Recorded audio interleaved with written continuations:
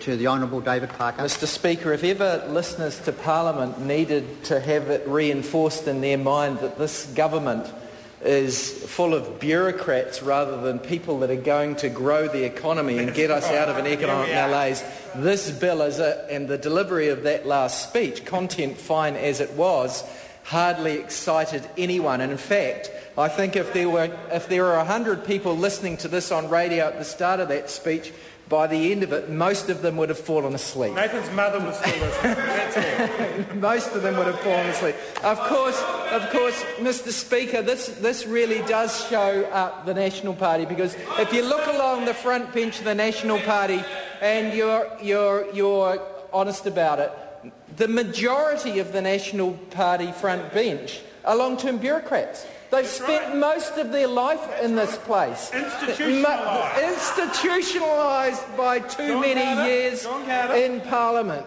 Now, John Carter's shaking his head, but he knows the error of his ways, and he's off to the Pacific Islands because it's going to be not put out to pasture, but actually go for a little sojourn to the Pacific Islands. And I wish him well in that appointment, and I'm sure he'll do that well. Mr Speaker, the National Party, again, here we are sitting in urgency at a time when we've got a $16 billion government deficit. We're into a second recession, or very close to it. We're suffering an economic malaise which seems to be longer in duration than just about any other Western country. We've given up on our objectives, or the government seems to have given up on its objective to close the wage gap with Australia. And here we are in urgency in the third term of their government, not discussing their grand vision for the economy, because they haven't got one. Not discussing how they're going to close the wage gap with Australia, even in terms of some of their mantra about making what is it? Frontline services. Oh, yeah, moving services to the front line. Moving services to the front line. Well, the closest we get to that is the amendment to the Railways Corporation Act, increasing the number of directors from 7 to 9. More bureaucracy. It's the same week that the state is taking over legal services. That's right. It's taking over legal services. Mr Speaker, I am disappointed that this bill is not of more substance. Now, I know that Statute Amendment Bill is meant to deal with issues that are not controversial and tidy up the pieces of legislation that need to be tidied up. But really, can it be said in respect of most of the things that are being done here that they're more important than other government business? How can it be important to pursue this when we have rising unemployment? That's right. Huge problems in the economy. What's the number of people who are young Pacific Islanders and Maori who are now leaving school into unemployment? 1 in 5. 1 in 4. Between 1 in 4 and 1 in 5. Between 1 in 4 and 1 in 5 of our young Maori and Pacific Island peoples, an increasing proportion of our population in New Zealand, have got nowhere to go but on to the dole queue. They're not going into training. They're not going into further education so as to improve their capability and to improve the future productivity of the New Zealand economy. And little wonder then that more and more of them are leaving every week to go to Australia. So much so that, as we were embarrassed to find out when Julia Gillard was here recently, Australia views New Zealand as a source of well-trained, well-educated civil people who fit well into their society, who go across there, settle in Australia and make their economy thrive rather than ours. So as a consequence, we're in the doldrums from economic mismanagement from a government that does not have a plan. In fact, not only have they stopped talking about closing the wage gap with Australia, they now seem to be promoting it. Right.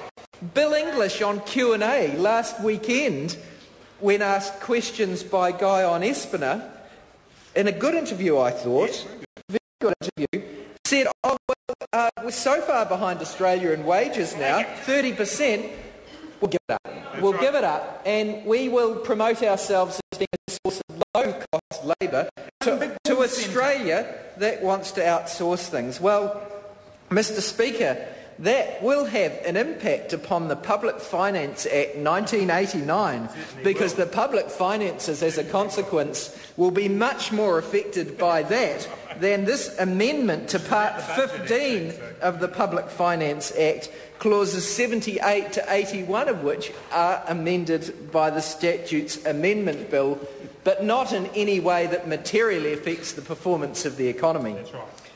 Mr. Speaker, another change that is made by this Act is to the Wills Act, and I was on I think from memory, on the Select Committee that considered this amendment at the time of the last Statutes Amendment Bill, and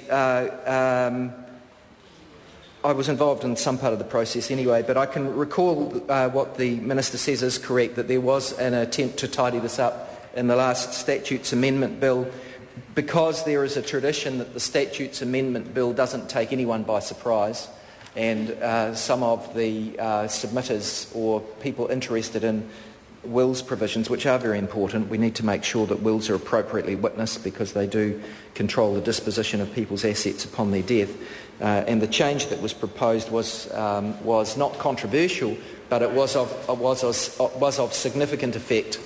And because it was introduced late in the process, it was thought to be inappropriate by some of the interest parties, including, I think, from memory, the Law Society, thought that if there was going to be a change of substance made like that, it ought to be have a full select committee process and for people have the opportunity to submit upon it. And so it was withdrawn from the earlier Statutes Amendment Bill and now is found in this one in a way that enables the Law Society and other interested parties to fully submit it upon it in an open way to the select committee. So the Labour Party supports that and the other provisions in this to select committee. But having said that, and having dealt with how this doesn't do anything to really advance the need for an economic plan to get our economy going forwards rather than backwards, I do repeat the criticism that I made earlier, that I think it's because National is bereft of vision, because they pretend that they're full of business people, but actually they're not. They're not. They're full of long-term politicians who've been here too long. There are the occasional person in National that doesn't meet that prescription, but actually we've actually got more movers and shakers on this side of the House. More movers and shakers on this side of the House than they have in the National Party. What giggle are you in, Nathan? What giggle are you in? And there we have Nathan Guy giggling away on the other side. I think I heard him say, admitting that he's giggling there, but right. I might have got the pronunciation a little wrong. Mr. Speaker, another provision that we have here is in relation to the Antarctica Environment Protection Act 1994. Very important. Well, I've got no objection to the Antarctica Environmental Protection Act 1994 being amended in the way that's being proposed. But in urgency, in third term of a government where we have economic malaise, increasing unemployment, we've got criticisms being made of the government that they've got no credible economic plan to get us out of this hole. We've got more and more people going to Australia.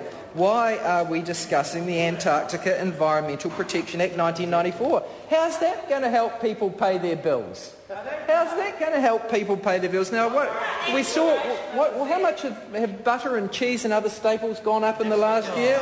30%, 50%. The cost of living's going up, in part because the government's put up GST on these items, and yet here we are looking through this, and it just shows how out of touch the government is with ordinary Kiwis who are struggling to meet ends meet, because they are fixated on these bureaucratic steps that make no difference to the lives of the ordinary New Zealanders who look to their governments to improve their lot. And if the government isn't doing that, they are rightly critical of it. So, again, the amendment to the Antarctic Environmental Protection Act the duty of the government, which is to work for New Zealanders, to work for the future of their families. That's right. Rather than to work for the narrow interests of the few that this government so plainly governs for with their income tax. So, Mr. Speaker, we support this to select committee, but we have to say we're disappointed that there isn't more vision being shown for the growth of our economy. I call Sandra Gowdy.